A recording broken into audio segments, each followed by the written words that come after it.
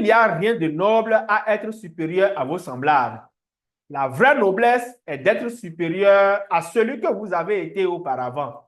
Cela demande du courage, d'affronter vos peurs, d'aller au-delà de vos échecs, mais c'est ainsi que vous évoluez et grandissez. Ernest Hemingway. Nous avons tous, à un moment ou à un autre, cherché à nous comparer aux autres, être plus performants que nos collègues, plus riches que nos voisins, plus talentueux que nos amis. Cette quête de supériorité est souvent perçue comme un signe de succès. Pourtant, elle est illusoire. Hemingway nous rappelle qu'il n'y a rien de noble à être supérieur aux autres, car cette comparaison est biaisée. Elle dépend des circonstances, des opportunités et des réalités propres à chacun. Regarder les autres comme une référence peut être inspirant, mais lorsqu'elle devient notre seul critère d'évaluation, elle nous enferme dans un cycle de compétition stérile et insatisfaisant.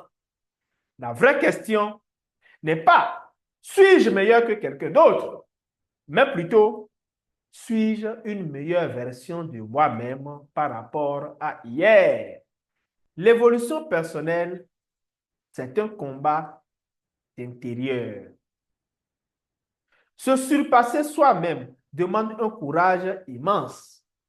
Il faut affronter ses peurs, accepter ses échecs et reconnaître ses propres limites pour mieux les dépasser.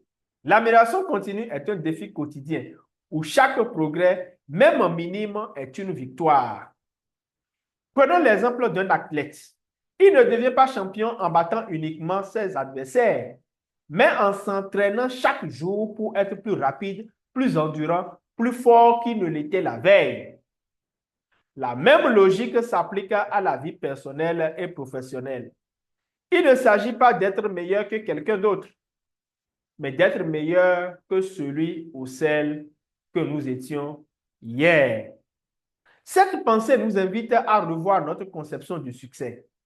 La vraie noblesse n'est pas dans la domination des autres, mais dans la capacité à grandir, à apprendre et à évoluer continuellement. Alors, posons-nous la question, quelle est la prochaine version de nous-mêmes que nous voulons avoir et que nous voulons voir émerger?